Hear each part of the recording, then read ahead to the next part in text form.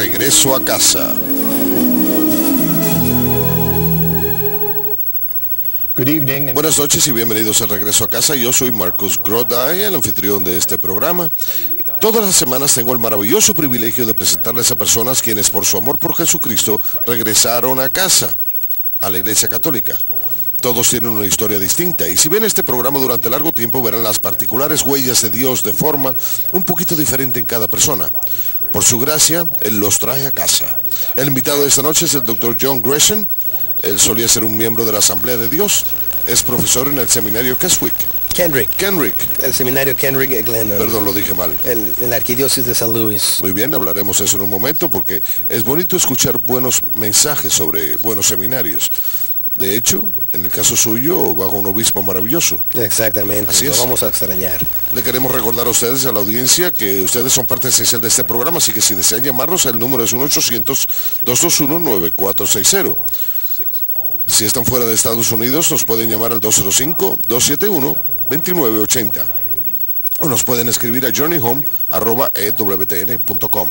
Le quiero dar la bienvenida oficial. Gracias. Al regreso a casa. Es un gusto estar aquí. Dr. Gresham, es un gusto tenerlo con nosotros. Nuestros caminos ya se habían cruzado antes, pues usted estuvo en Steubenville durante un tiempo, ¿cierto? Exactamente. Justo cuando yo me estaba yendo de ahí. Cuando usted se iba, yo recién llegaba. Pero antes de hablar acerca de su historia, usted mencionó que iba a extrañar a su maravilloso arzobispo. Sí, lo amamos y lo apoyamos. El arzobispo Burke. El arzobispo Raymond Burke de San Luis solía ser arzobispo de San Luis, un gran amigo del seminario. Solía venir y realizar caminatas individualmente con cada seminarista. Fue un verdadero padre espiritual para ellos y un gran amigo del seminario. Usted dijo que uno de sus compromisos principales eran las vocaciones. Él dijo que como obispo su responsabilidad principal era proveer sacerdotes a las parroquias. Eso quiere decir que su prioridad eran las vocaciones al seminario y él promovía las vocaciones en todas las edades. Fue un gran amigo del seminario. Estoy seguro que si usted retrocediera 30 años en su vida, usted nunca hubiera imaginado que iba a enseñar en un seminario católico. Yo pensaba que yo iba a enseñar en una universidad bíblica de la Asamblea de Dios. Le voy a ceder la palabra e invitarlo a que retroceda un poco y nos cuente un resumen sobre su recorrido espiritual. Bien, mi recorrido espiritual en realidad cobró fuerzas durante mi adolescencia. Yo me crié como presbiteriano, pero cuando yo era adolescente, cuando tenía 16 años, mi abuela, que era bautista, me envió un Nuevo Testamento de Soul Winners. Era un pequeño Nuevo Testamento con un esbozo general del Evangelio y uno solía usarlo para ganar almas para Jesucristo. La única alma que gané fue la mía propia. Leí aquel Nuevo Testamento y en un lenguaje muy sencillo presentaba buena nueva de Jesucristo y verdaderamente la misma buena nueva que es proclamada en toda misa católica, que somos pecadores y necesitamos la salvación a través de Cristo, que nos salvó a través de su muerte y resurrección y que estamos invitados a recibirlo. Así que cuando era adolescente yo recé y le pedí a Jesucristo que fuese mi Señor y Salvador. El cambio inmediato que tuvo lugar en mi vida fue una especie de hambre. A partir de aquel momento yo sentía un hambre de Dios y creo que esa hambre fue parte de lo que me llevó hacia la Iglesia Católica, pero en aquel entonces esa hambre me llevó hacia las Escrituras. Yo solía leer continuamente ese Nuevo Testamento del Rey Santiago, aunque no entendía gran parte, pero yo lo leía y lo releía y meditaba. Y también esa hambre de Dios, de querer más de Dios, me llevó hacia la renovación carismática.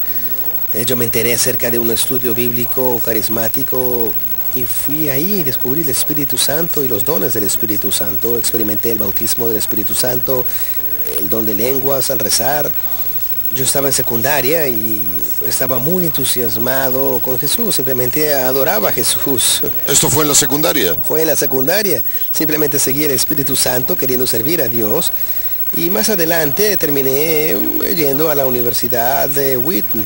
Y cuando llegué a Wheaton me puse a buscar una buena iglesia donde ir, una iglesia llena del Espíritu Santo. Tengo una pregunta, por lo general a esa universidad no se le considera carismática.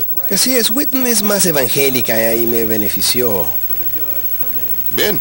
Porque creo que con mi experiencia carismática y con el movimiento de Jesús hubo una inclinación algo antiintelectual en lo relativo al enfoque de la fe. Estaba basado más en la experiencia. En Wheaton tenían un lema, la integración de la fe y el aprendizaje. Y esto refleja una encíclica papal reciente, Fides Ratio.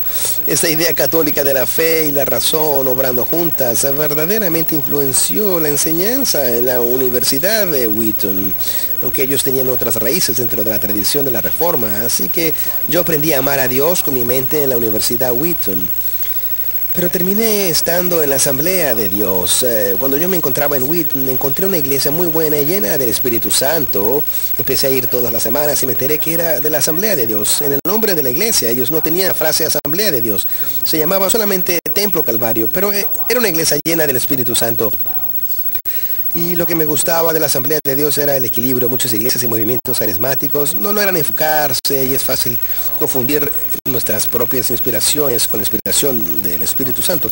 Me pareció que la Asamblea de Dios tenía un equilibrio, que estaban genuinamente enfocadas en Cristo y el bautismo, y que los dones del Espíritu Santo verdaderamente eran dones que habíamos recibido para evangelizar al mundo por Cristo.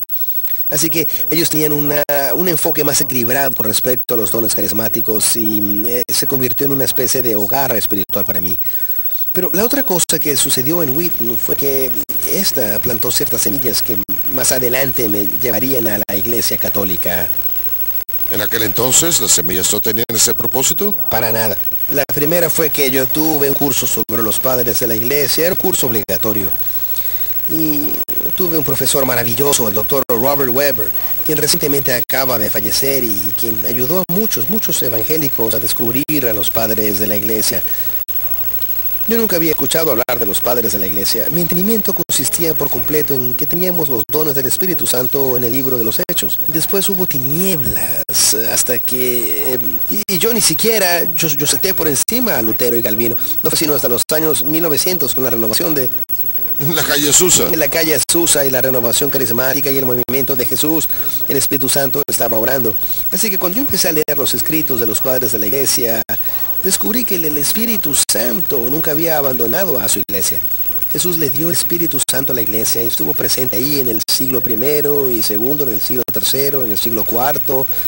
Y esto yo lo descubrí por mi propia cuenta, al leer los escritos de esos padres de la iglesia y al encontrar hombres de Dios llenos del Espíritu, que amaban a Cristo, que citaban las Escrituras, eran hombres de Dios. Así que yo empecé a ver al Espíritu Santo obrando en la iglesia. Y lo otro fue haber leído y aprendido acerca de los primeros concilios de la iglesia. Y empecé a ver a la tradición como la obra continua del Espíritu Santo. Antes yo pensaba que la tradición iba en contra de las Escrituras, pero cuando vi cómo la tradición, cómo el Espíritu Santo guiaba a los obispos de la iglesia, cuando se reunían en concilios de la iglesia, el Espíritu Santo guiaba a la iglesia hacia un entendimiento más profundo de Cristo, un entendimiento más profundo del misterio de la Trinidad. Así que yo empecé a ver cómo necesitábamos la ayuda del Espíritu Santo cuando obraba a través de los padres y los obispos de la iglesia para ayudarnos a entender estos misterios. Empecé a entender la tradición como la obra acumulativa del Espíritu Santo. Y me di cuenta de que nosotros, los protestantes, siempre estábamos reinventando las cosas. Siempre regresamos al principio y descuidamos lo que el Espíritu Santo ya nos había enseñado a lo largo de la historia. La otra cosa que aprendí de los padres fue el significado de la encarnación. El Dr. Weber en particular era muy adepto a comunicar esto. Como evangélico y como pentecostal, yo fui un creyente muy ferviente en la encarnación. Dios había hecho carne, Dios había hecho hombre de forma muy material. Dios tomó forma humana, murió una muerte humana en la cruz y resucitó físicamente de entre los muertos. Así que yo tenía un entendimiento muy sólido acerca de cómo Dios utilizaba la materia para lograr la salvación. Y yo me aferraba a eso firmemente. Yo tuve que hacer batalla contra los protestantes liberales para defender todas esas verdades, pero cuando se trató del tema de cómo recibíamos la salvación, yo me volví más gnóstico. No era algo tangible, no era visible, no era sacramental, era intelectual. Escuchamos el mensaje y uno espiritualmente invitaba a Jesús. Pero los padres no eran así. Así como Dios proveyó la salvación de forma material, Él impartió esa salvación a nosotros de forma material, dándonos un nuevo nacimiento a través de las aguas del bautismo, alimentándonos con el cuerpo y la sangre de Cristo, tomando el pan y vino y convirtiéndolos su cuerpo. Así que yo empecé a percibir de los padres un entendimiento más sacramental de la salvación. Así que eso me sucedió en Wheaton. Y lo otro que me sucedió fue que yo me mudé, mis padres se mudaron de St. Louis a Nueva Jersey.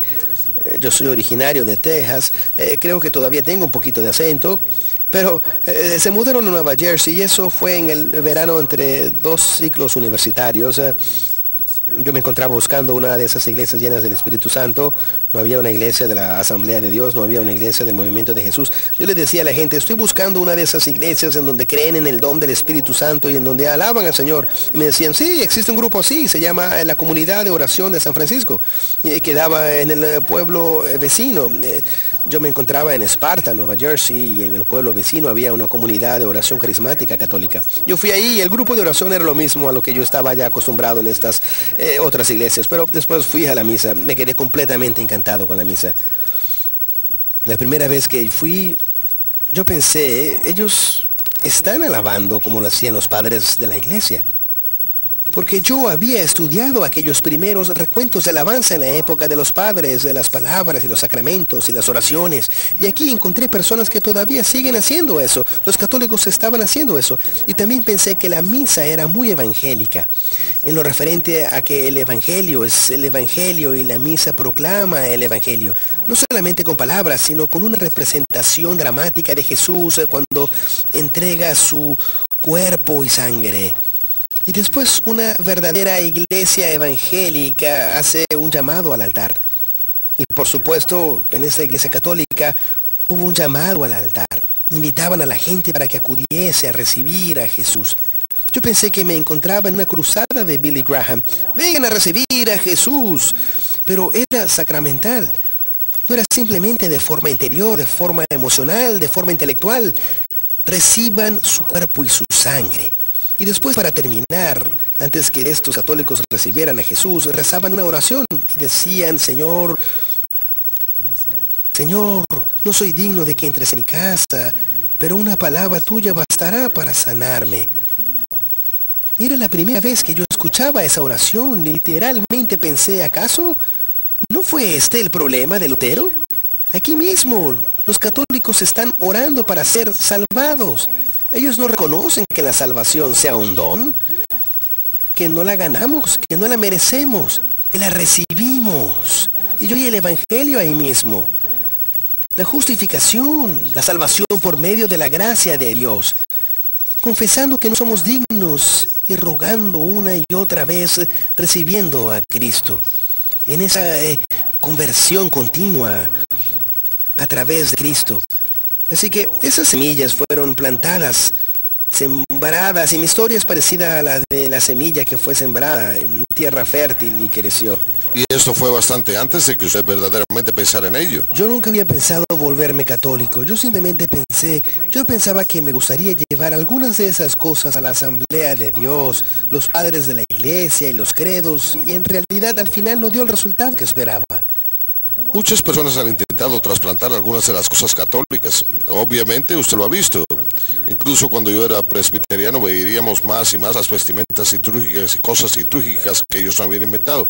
En realidad estaban remontándose a lo que ellos llamaban la iglesia tradicional, sin reconocer que en realidad se estaban remontando al catolicismo. Sí. Aquel profesor que le estaba enseñando a usted acerca de los primeros padres de la iglesia, tengo curiosidad de saber cómo enseñaba sobre el tema. Él era episcopal evangélico. Muy bien. Así que... Y como episcopal, esta se trataba de la iglesia primitiva de ellos. Sí. Junto con los católicos. Y él verdaderamente les abrió los ojos a muchos evangélicos para que vieran la contribución de los padres de la iglesia y la hermosura de la adoración litúrgica. A través de su influencia, muchos evangélicos se convirtieron en episcopales, incluyéndome a mí mismo. Aquellas semillas y el querer más tradición eventualmente nos llevó a mi esposa y a mí juntos a salirnos de la Asamblea de Dios y a ingresar a la iglesia episcopal. Y debo decir que criar a nuestros hijos no formó parte de ello. Mis hijos, ellos no saben eso, pero ellos me ayudaron a volverme católico. Porque nosotros estábamos criando a nuestros hijos. Y empecé a entender una cosa, el bautismo de los bebés bajo una nueva luz. Una de las razones por las cuales yo todavía era miembro de la Asamblea de Dios era que yo creía en el bautismo de los adultos creyentes. Pero yo estaba criando cristianos en mi hogar. Estaban creciendo desde su primer aliento dentro de la fe cristiana. Estaban creciendo, conociendo a Jesús, amando a Jesús. Yo pensé, el énfasis en el bautismo de los adultos creyentes quiere decir que yo estaba criando unos pequeños paganos y que algún día, y a veces ellos se comportaban como paganos, pero esos pequeños paganos algún día habrían de decidir convertirse en cristianos. Y no era así. Ellos estaban siendo criados dentro de la fe. Y luego leí un artículo que hablaba acerca del bautismo de los bebés, como el bautismo de la casa de uno. Y eso me hizo ver la relación que tenía con las escrituras. Había bautizos de casas enteras. Vemos varias referencias a eso de las escrituras. Y empecé a entender bajo una nueva luz que se trataba de una familia creyente que lleva a sus hijos hacia la familia de Dios a través del agua y el nacimiento nuevo del bautismo, con la responsabilidad de criarlos dentro de la fe. Tengo curiosidad sobre el tema del bautismo cuando volvemos a examinar su época en Wheaton, cuando usted se estaba preparando como evangélico. No recuerdo cómo fue mi propio caso, pero ellos veían la relación directa entre la circuncisión en el Antiguo Testamento y el bautismo en el Nuevo Testamento. Yo creo. Lo interesante de Wheaton es que teníamos muchos puntos de vista distintos. Seguro. Era una universidad evangélica interdenominacional, así que algunos que eran del lado más presbiteriano solían hablar sobre esa relación con la circuncisión y enfatizaban la relación con la familia. El bautismo del creyente enfatiza la circuncisión del corazón antes del bautismo.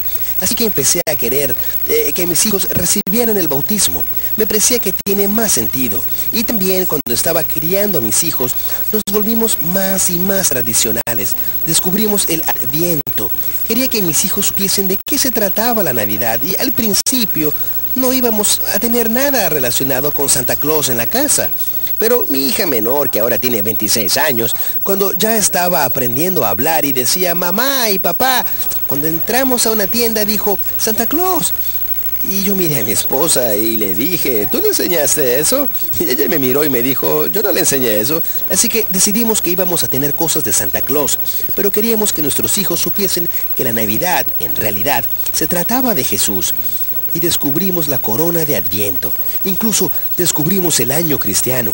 Así que quisimos ayudar a nuestros hijos a prepararse para Navidad al observar el Adviento. Y luego nos enteramos que existía la Cuaresma, la cual era prepararnos para la Pascua. Así que en nuestras prácticas familiares, verdaderamente sin saberlo, nos estábamos volviendo más y más católicos y queriendo eso. Y después en mis estudios, para que entonces yo estaba realizando mi doctorado en estudios religiosos en la Universidad Baylor. Yo estaba estudiando el pensamiento cristiano moderno, la teología de los siglos XIX y XX. Y mientras más estudiaba la teología moderna, más quería yo regresar a los padres. Y me di cuenta de la importancia de la tradición para transmitir el misterio de Cristo. Y los peligros de descuidar y descartar esa tradición. Y la clave para mí fue ver la importancia de la sucesión apostólica. Que esa tradición no era solamente de ideas que tomamos del pasado, sino que la tradición es cuando la iglesia transmite su propia vida a cada generación sucesiva. Al igual que aquel principio de la encarnación y del principio sacramental, existe un principio eclesiológico, en donde esa tradición está personificada en la sucesión de maestros que han sido dotados carismáticamente con el carisma de la verdad. Así que juntos, mi esposa y yo dijimos, queremos estar bajo los obispos, queremos adorar litúrgicamente, queremos sentirnos conectados. Así que nos volvimos episcopales. Todavía no pensaban en ser católicos. Ni se nos había ocurrido. Pero casi tan pronto como me volví episcopal, empecé a pensar acerca de la Iglesia Católica. Para mí fue así. Una vez que yo acepté la sucesión apostólica, que el ministerio del obispo, quiero decir, el ministerio de los apóstoles al principio de la iglesia, fue transmitido a través de sus sucesores, los obispos, yo tuve que preguntarme acerca de San Pedro. Porque tenemos todas estas promesas a los apóstoles y también tenemos todas estas promesas de San Pedro. Y yo sabía algo acerca del obispo de Roma y su papel en aquellas tempranas controversias en la iglesia. Hay un pasaje que verdaderamente me llamó la atención. Y no es un pasaje que usualmente ayude a la gente a entender la misión petrina del obispo de Roma. Fue la primera a los Corintios 15. San Pablo está transmitiendo un dedo. Él dice, les estoy entregando a ustedes lo que he recibido. Y él escribe esto en los años 50. El Nuevo Testamento ni siquiera ha sido escrito en aquel entonces. Y San Pablo está citando un credo de la iglesia primitiva que él había recibido de parte de la iglesia de Jerusalén. Y él entrega ese credo, que Jesucristo murió, que resucitó según las Escrituras, y todo aquel credo que podemos ver en la primera a los Corintios 15. Y los testigos son Kefas y los 12. San Pedro utiliza su nombre en arameo, lo cual sugiere que este credo es bastante antiguo. Kefas y los 12. Así que empezamos a ver que incluso dentro de ese antiguo credo cristiano que tenemos preservado para nosotros en el Nuevo Testamento, que se trata de San Pedro y los 12. Así que yo diría que casi me sentía perseguido por la pregunta de la Iglesia Católica. En mis estudios, en mi lectura de las Escrituras, las experiencias que tenía. Perdimos una hija en aquella época. Nuestra hija Lía murió durante el parto. Y una de las cosas que nos consolaba mucho era cuando rezábamos por los difuntos en la iglesia episcopal. Los episcopales no creen en el purgatorio, pero rezan por los difuntos. Uno casi tiene que ser episcopal para entender eso. Pero ahora no lo entiendo. Rezar por nuestra hija nos dio mucho consuelo después que falleció. Y yo tenía un buen amigo, porque eso fue alrededor de la época en que nos salimos de la Asamblea de Dios. Él era un ministro juvenil con la Asamblea de Dios. Y él y su esposa también habían perdido un bebé, así que nos reunimos para cenar y para ofrecernos un hombro donde apoyarnos mutuamente. Y él dijo, ¿qué es lo que ustedes hacen? ¿Cómo lidian con esta pérdida? Y yo sentí miedo de contarle, de que él tomase su Biblia del rey James y que él... yo le dije, bueno, lo que verdaderamente me está ayudando es la oración. Rezo por nuestro bebé que murió. Ella murió y nosotros la perdimos, pero ella está con Dios en el cielo. Y él me miró y me dijo, yo hago lo mismo. Yo rezo por mi pequeño bebé que murió.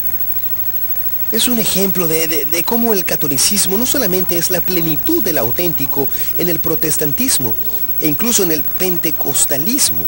Lo que ellos tienen de auténtico se ve cumplido en la plenitud católica de la fe. Pero lo que es auténtico en nuestros corazones humanos, nuestro amor por nuestros seres queridos difuntos, encuentra su plenitud en la fe católica. Tuve otra experiencia. Cuando terminé mi doctorado no podía encontrar un trabajo de maestro. Estuve trabajando como bibliotecario. He sido bibliotecario y he sido profesor. Y ahora estoy feliz de estar enseñando a tiempo completo. Y yo me encontraba en una conferencia de bibliotecarios. Tomé un receso de la conferencia, esto fue en San Antonio, por aquel entonces yo todavía estaba en Texas. Tomé un receso de la conferencia y entré a una iglesia católica para rezar. Yo era episcopal, así que ya estaba acostumbrado a ese tipo de entorno. Y sentí la presencia de Dios ahí, en aquella iglesia. Yo sabía acerca de la enseñanza católica de la presencia real de Cristo en la Eucaristía, pero verdaderamente no sabía que la presencia de Cristo estaba ahí en el tabernáculo. Esa hostia consagrada que se ha vuelto el cuerpo de Cristo. Pero yo verdaderamente sentí la presencia de Cristo, quien estaba ahí presente en el tabernáculo. Y yo estaba rezando y tuve un sentimiento profundo de la presencia de Dios. Entonces un hombre entró a la iglesia para practicar el órgano. Y súbitamente yo tenía música de fondo para mi experiencia espiritual, lo cual no pudo haber sido más perfecto. Así que de vez en cuando me venía a la mente un pensamiento. Yo debería aprender más sobre la iglesia católica. La iglesia episcopal no es suficiente. Y solía mencionárselo a mi esposa y le decía, estoy pensando en la iglesia católica. Y ella me decía, recién acabas de cambiar de empleo. Eso ya es un cambio suficiente. o estamos esperando la venida de un bebé. Eso ya es cambio suficiente. Siempre había algún cambio en nuestras vidas y decíamos, eso ya es cambio suficiente. Yo no me sentía seguro al respecto y solía posponerlo. Puede que yo leyera algo. Todavía me encontraba realizando mi trabajo investigativo teológico. Y descubrí una revista que se llama Comunio. Yo siempre buscaba ejemplos modernos de lo que yo encontraba en los padres de la iglesia. Y me encontraba leyendo una revista católica que se llama Comunio, y que tenía artículos escritos por personas como Hans Urs von Balthasar y un hombre llamado Joseph Ratzinger.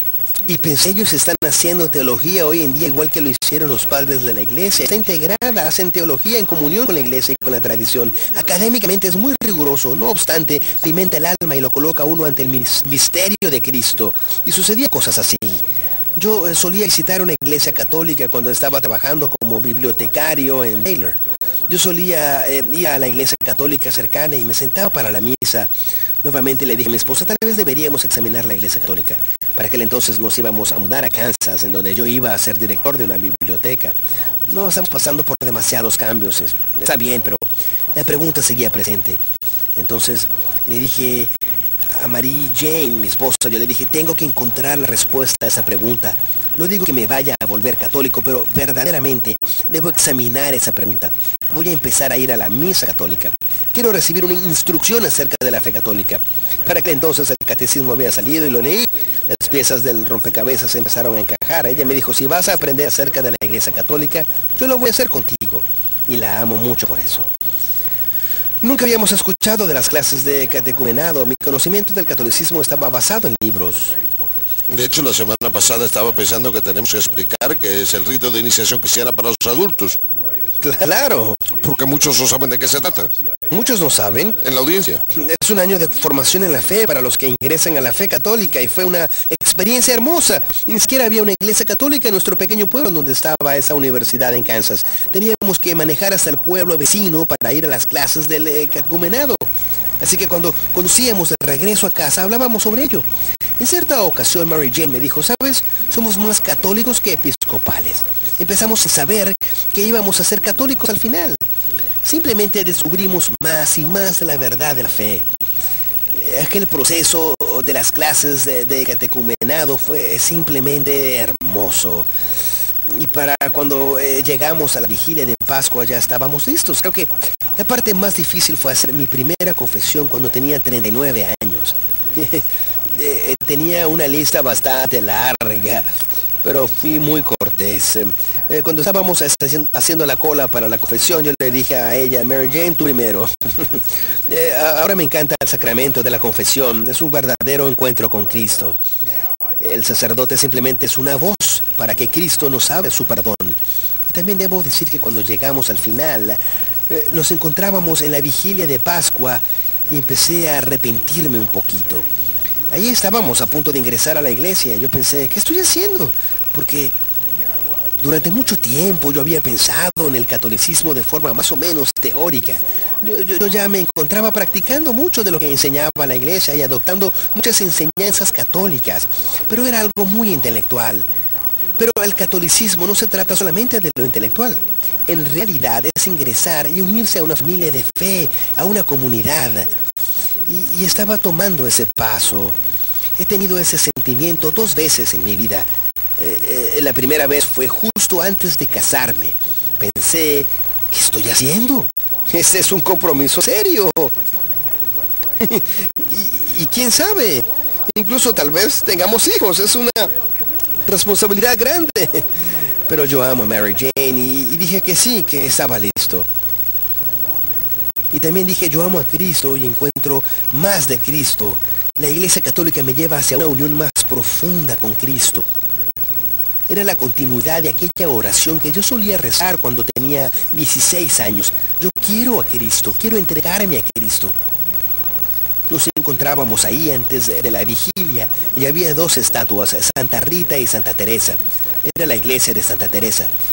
Yo nunca había prestado mucha atención a ellas antes, pero cuando las vi en aquel momento, simplemente me pareció que me estaban dando la bienvenida, como si dijeran, entra, todo está bien.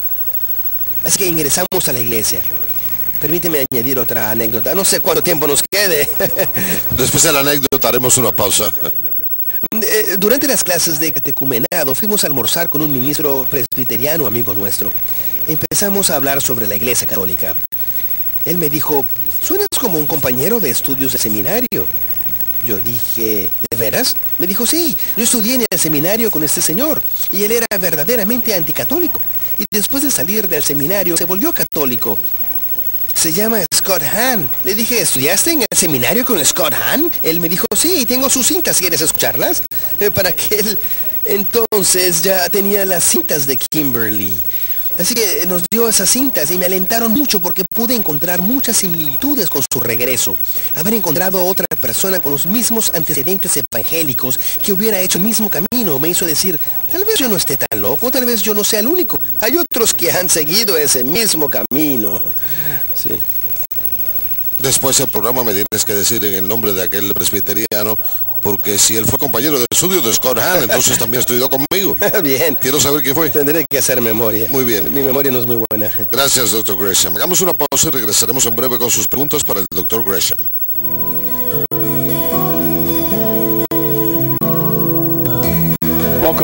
Bienvenidos nuevamente al regreso a casa. Esta noche nuestro invitado es el Dr. John Gresham. Gracias, John, por contarnos su regreso.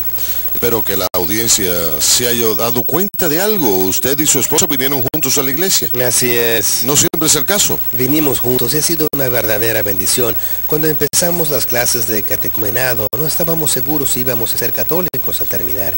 Y verdaderamente no incluimos a nuestros hijos en ese proceso. Así que curiosamente, después de haber escuchado las cintas de Scott Hahn, nos hicimos vecinos y colegas porque nos mudamos a Steubenville. Yo me encontraba trabajando ahí como bibliotecario y también estaba enseñando teología a tiempo parcial. Así que nuestros hijos ingresaron a la iglesia allá en Steubenville y cada uno de los niños tuvo su propio catequista personal, un alumno de catecismo educado en Steubenville para catequizar a mis hijos. Y tuve la oportunidad de encontrarme con uno de aquellos jóvenes aquí en EWTN el día de hoy. Me parece excelente, allá hay muy buenos alumnos, excelente. Tenemos un par de mensajes electrónicos y llamadas. Leamos este mensaje electrónico primero, nos escribe Mary desde Nueva York. Querido Dr. Gresham, la Asamblea de Dios que yo he conocido valora mucho el estar lleno del Espíritu Santo, por ejemplo, tener el don de lenguas. ¿Cuál es su perspectiva con respecto a esa creencia y práctica ahora? Gracias por su mensaje, Mary. Sí, eso es lo que ellos llaman una de sus creencias distintivas, que la evidencia física inicial del bautismo en el Espíritu es el don de lenguas. Es una de las cosas que como católico me llevó a tener un entendimiento mucho más amplio de los dones espirituales y los carismas. Recientemente tuve la oportunidad de enseñar sobre los carismas en una conferencia católica carismática en San Luis y de ofrecer no solamente las escrituras, sino la enseñanza de los padres de la iglesia y del catecismo. Y una de las cosas dentro del entendimiento católico es que tenemos carismas extraordinarios, don de lenguas, sanaciones, milagros, todos los cuales la iglesia católica acepta, pero también tenemos carismas ordinarios, colaborar, servir, obras de misericordia, la enseñanza, y depende del Espíritu Santo. Y esto proviene de las Escrituras. El Espíritu provee los dones según su voluntad. Y según el entendimiento católico, verdaderamente hay una disposición a toda la gama de dones carismáticos. Así que en mi caso, yo retengo gran parte de lo que experimenté y aprendí en la renovación carismática en la Asamblea de Dios, pero con una perspectiva un poquito más amplia. Y aliento a todos a que experimenten el poder del Espíritu Santo, el cual hemos recibido en el bautismo y la confirmación. Pero hace falta ponerlo en acción en nuestras vidas a través de la fe. Tenemos que estar dispuestos a recibir sus dones. Los documentales del Vaticano II mencionan los carismas numerosas veces, en su mayoría en relación a los laicos. Así que muchas de las enseñanzas de la Asamblea de Dios yo las encuentro en la Iglesia Católica, pero sin insistir en que todo el mundo debe tener tal don en particular o tal otro. Para aquellos de ustedes que estén interesados en aprender de ellos desde una perspectiva católica, un escritor que mencionamos, el Dr. Gresham y yo durante la pausa, fue el padre Cantalamessa. Tiene libros maravillosos, todos los cuales son muy equilibrados. Padre Cantalamessa sigue siendo el predicador de la Casa Pontificia. Exactamente, sí. Y si hay alguien de la Asamblea de Dios que nos esté mirando, creo que pueden leer los libros de Cantalamessa y como nosotros solíamos decir, él les ha de causar una gran impresión. Muy bien, tenemos la primera llamada, nos llama Fran desde Missouri. ¿Cuál es su pregunta para nosotros? Hola Marcos, mi esposo se convirtió recientemente a la Iglesia Católica. Yo soy católica de nacimiento y él acaba de ser recibido recién en la vigilia de Pascua en la Iglesia de San Patricio en Rolla, Missouri. Él se crió dentro de las Asambleas de Dios y él había estado yendo a una iglesia cristiana sin denominación. Él está teniendo ciertos problemas para superar ciertas creencias del pasado. y también con tener que defender su decisión de volverse católico ante desafíos de otras personas. Yo me preguntaba si ustedes podrían comentar al respecto. Muy bien. Voy a colgar a Ori y escuchar la respuesta. Gracias. Gracias, Fran. El esposo de ella realizó algunos de los mismos pasos que usted y está luchando algunas de esas batallas. Creo que acerca de la pregunta sobre cómo defender la fe católica de uno ante sus antiguos amigos y los miembros de la Asamblea de Dios y de las iglesias carismáticas, informarles que él todavía ama a Jesús y que los demás en la Iglesia Católica verdaderamente aman a Jesús, y hay que comunicar lo que la Iglesia Católica le provee a él en la Eucaristía, en la confesión y en algunas de nuestras prácticas devotas, cómo eso lo está convirtiendo en un mejor cristiano lleno de fe y acercándolo a Cristo. Creo que hay que dar ese testimonio. Y lo otro es seguir estudiando la fe, es seguir leyendo el catecismo. Hay muchas buenas fuentes en internet para seguir estudiando la fe. No sé si haya nada mejor que eso. Me parece que su página de internet tiene muchos enlaces, ¿cierto? No sé si esté disponible. Yo tengo la página web www.kendrickparish.com/Gresham. Encontrarán enlaces para un número de buenas fuentes católicas, páginas de apología, blogs católicos, revistas católicas, etcétera. Mucho, sí. Me parece muy bien, gracias. ¿Tenemos un mensaje electrónico? Sí, leamos el siguiente mensaje. Nos escribe Jack. Querido Dr. Gresham, ¿son los carismáticos protestantes similares a los carismáticos católicos? ¿Es esto un área donde sería posible un verdadero ecumenismo? ¿Acaso los católicos no consideran el sacramento de la confirmación equivalente a la idea del bautismo en el Espíritu Santo que tiene la Asamblea de Dios? Gracias, Jack. Es muy buen lugar para el diálogo. Yo creo que ha habido dos áreas en donde se ha logrado gran progreso entre los católicos y los protestantes. Una de ellas es el movimiento Pro Vida. Trabajamos junto a los evangélicos para defender la vida. El otro es la renovación carismática. Los católicos y los protestantes han vuelto a descubrir estos dones del Espíritu Santo, en particular los dones extraordinarios, y se han vuelto conscientes del poder sobrenatural de Dios en nuestras vidas. Así que hay mucho terreno en común. La esencia de la diferencia es nuestro sacramentalismo. En la confirmación nosotros vemos que el Espíritu Santo nos da fortaleza y dones. Pero con nuestros hermanos de la Asamblea de Dios también estamos de acuerdo con ellos en que eso es algo que debe ser experimentado. Experimentar el poder del Espíritu Santo. Continuamente estar llenos del Espíritu Santo. En cada misa no solamente recibimos nuevamente el cuerpo y la sangre de Cristo. Es una renovación del Espíritu Santo que recibimos a través de la muerte y resurrección de Cristo. Creo que a menudo nos olvidamos de eso, así que debemos salir de la misa con nuestro bautismo renovado al habernos unido nuevamente con Cristo en su muerte y resurrección, pero también con nuestra confirmación renovada al haber recibido el don del Espíritu Santo en cada misa. Siempre es un peligro. Eso es cierto del catolicismo y del episcopalismo y de otras tradiciones cristianas que tienen un aspecto muy externo de la fe. El aspecto externo se puede convertir en un mero ritual. Ese es el peligro. Exactamente. Nosotros los católicos mojamos los dedos en el agua bendita. Sí. Y con el tiempo lo hacemos por costumbre y olvidamos que en verdad estamos volviendo a vivir el bautismo. Estamos volviendo a vivir la renovación de ese bautismo. Cuando yo pasé por el curso de catecumenado, hay algo de lo que nunca me olvido, porque en aquel curso cada persona daba un testimonio. El testimonio siempre empezaba así: soy converso, soy reverso, soy católico de nacimiento. Pero cuando decían yo no soy converso, soy católico de nacimiento, nuestro párroco solía decir: si no eres converso, entonces no eres católico. Todo católico es un converso. Así es. Todo católico está llamado a la conversión. Así que aunque uno recibió ese bautismo de niño, ese bautismo fue un llamado a una conversión continua durante toda la vida. Muy bien. Tomemos la siguiente llamada. Joe desde Nueva York. ¿Cuál es su pregunta? Hola Marcos, es un programa muy interesante. Me encanta mucho tu programa. Mi pregunta es para el doctor Graham. Mi pregunta es si la Santísima Virgen o alguno de los santos lo trajo de regreso a la iglesia y quién es su santo favorito. Gracias, Joe. Caray. La Santísima Virgen María fue un obstáculo. Sí. Fue el último obstáculo para venir a la iglesia. Yo simplemente no la entendía. No entendía completamente la enseñanza católica.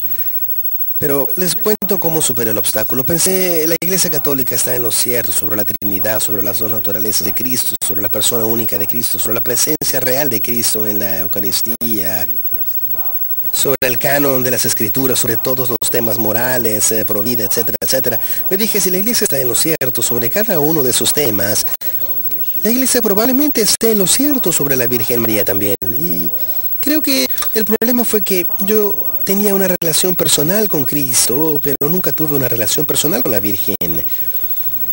Y lo que me ayudó fue haber entendido el Evangelio según San Juan. Jesús nos da a la Virgen en la cruz como nuestra madre. Y haberla tomado como una madre que me ayuda a conocer a Cristo y haber empezado a rezar el rosario como una oración que no se trata tanto de rezarle a la Virgen, sino rezar con ella y meditar sobre estos eventos en la vida de su Hijo. El rosario me ha ayudado mucho a conocer a Cristo, a adentrarme en los misterios de su vida y de su muerte y resurrección. Y la Virgen me ha ayudado a hacer eso. Así que en realidad fue después de volverme católico y de rezar el rosario que empecé a conocer a la Virgen. Mi santo favorito en realidad no es un santo, es una beata. Es la beata María Teresa de San José, quien fundó a las Carmelitas del Divino Corazón de Jesús. Y tuve la oportunidad en San Luis de enseñarles a sus novicias y postulantes. Y ella fue conversa. Así que yo me sentí muy cercano a ella cuando leí su vida y cuando les enseñé a sus hijas. Y recientemente ella fue declarada beata. El día de su festividad es el 30 de octubre, el cual es mi cumpleaños. El día de su festividad es de hecho la fecha de su conversión, cuando ingresó a la Iglesia Católica. Así que ella es mi santa patrona y mi favorita. Sí.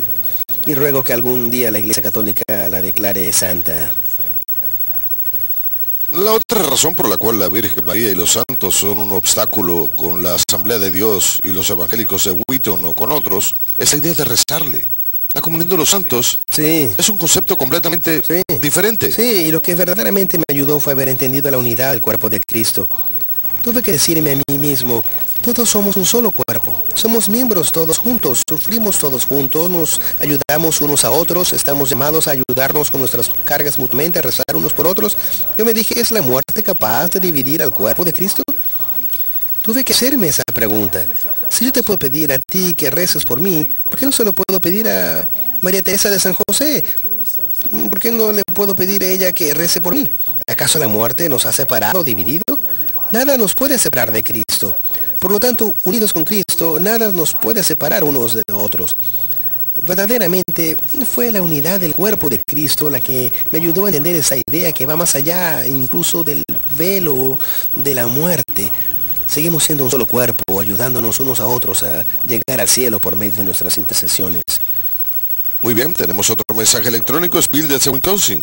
Querido Dr. Gresham, según su testimonio, parece claro que el aspecto carismático de la adoración católica es poderoso, precisamente porque está influenciado por la liturgia, arraigado en la tradición de la Iglesia.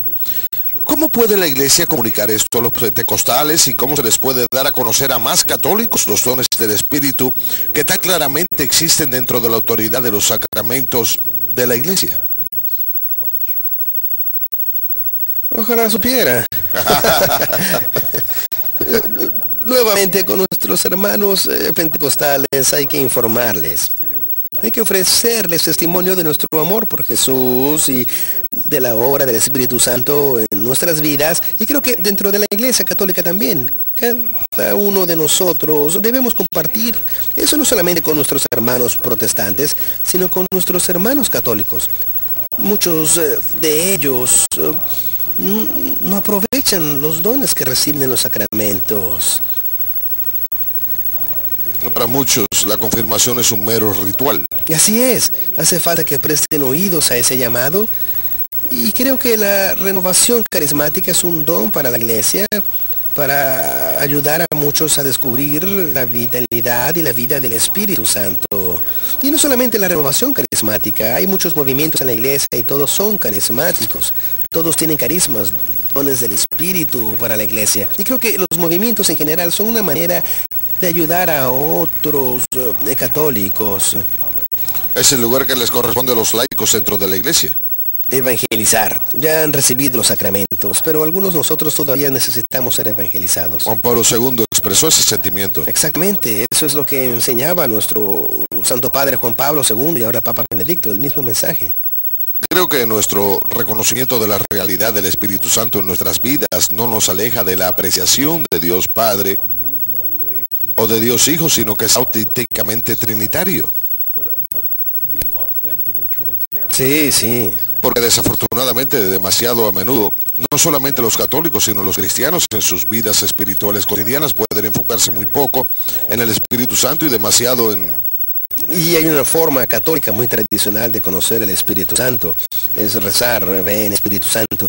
Tenemos esa oración católica tradicional al Espíritu Santo. Y Juan Pablo II, en uno de sus escritos autobiográficos, dijo que cuando él era joven, su padre le enseñó esa oración. Y dijo que a partir de ese momento él solía rezar a diario, oh, ven Espíritu Santo. Y miren cuán lejos llegó.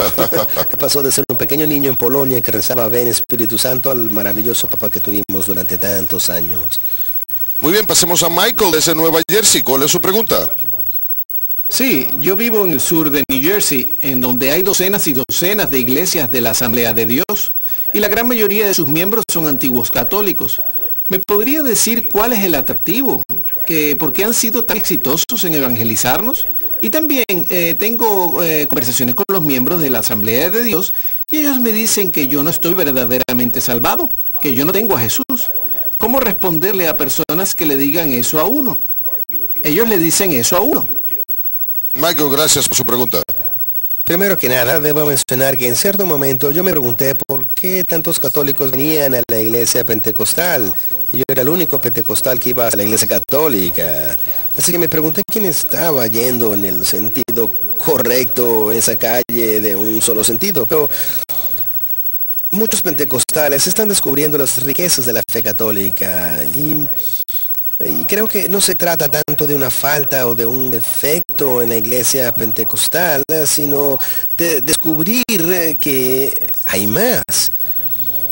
Que el Espíritu Santo no dejó de obrar en la calle Azusa a comienzos del siglo XX, sino descubrir la obra del Espíritu Santo a través de los siglos. Y creo que la Asamblea de Dios ha tenido éxito en evangelizar a los católicos a causa de nuestras insuficiencias. Insuficiencia en nuestro catecismo, al no catequizar a los nuestros, ni ayudarles a entender que tenemos todas estas riquezas de fe y espíritu y bendiciones y carismas dentro de la Iglesia Católica. A veces ha sido una insuficiencia de catecismo o a veces una insuficiencia en la homilética.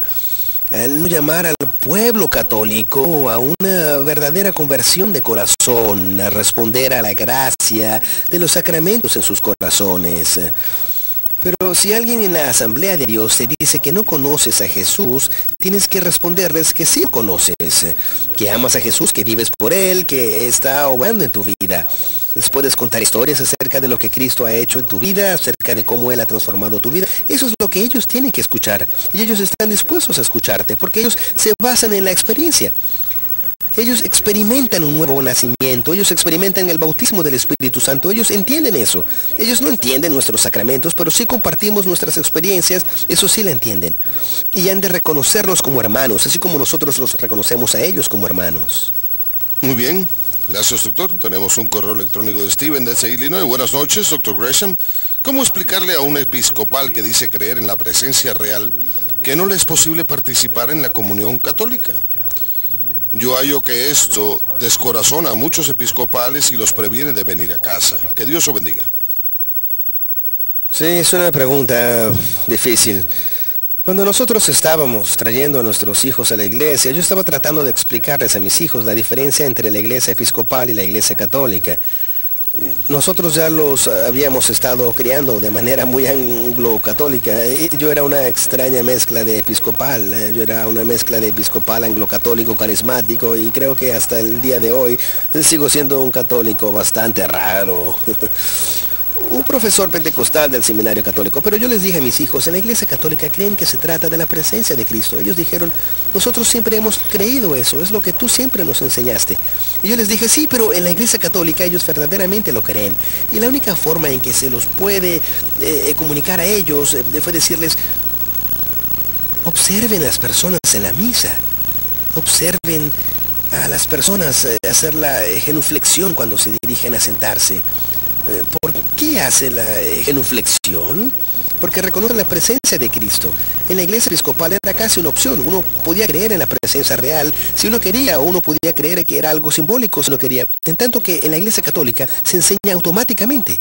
Así que para mí, incluso en la experiencia había una diferencia bastante grande entre la adoración de tipo eucarístico en la iglesia episcopal y la realidad que encontré como católico. Pero yo diría que hay que ser muy fervoroso y paciente porque la gente dentro de la iglesia episcopal está pasando por grandes tribulaciones en este momento. Sí. Y verdaderamente queremos extenderles la mano y decirles, consideren la iglesia católica. La iglesia católica es la respuesta a los problemas que ellos enfrentan como comunidad.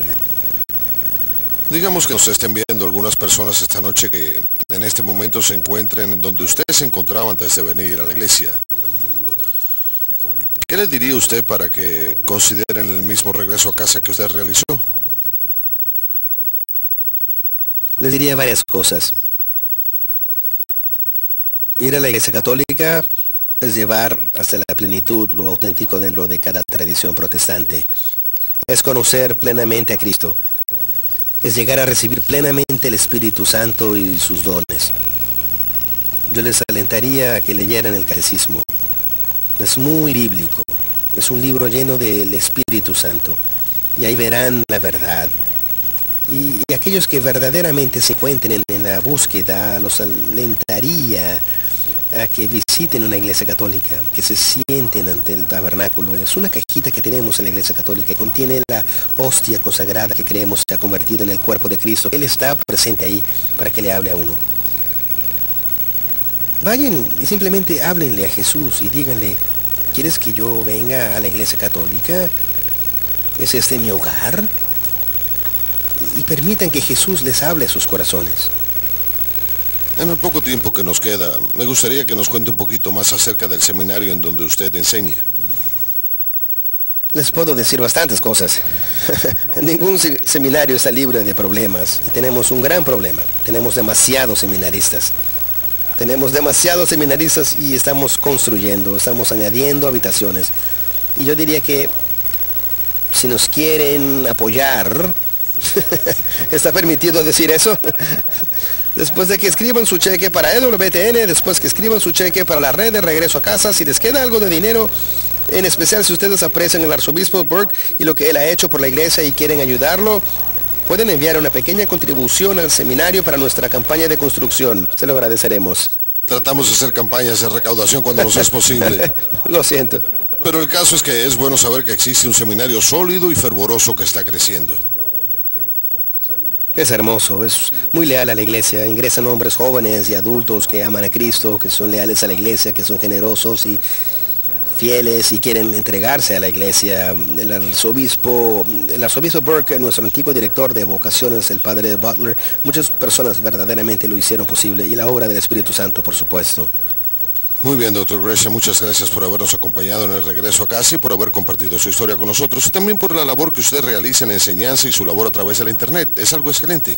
Gracias por su testimonio y por darnos aliento.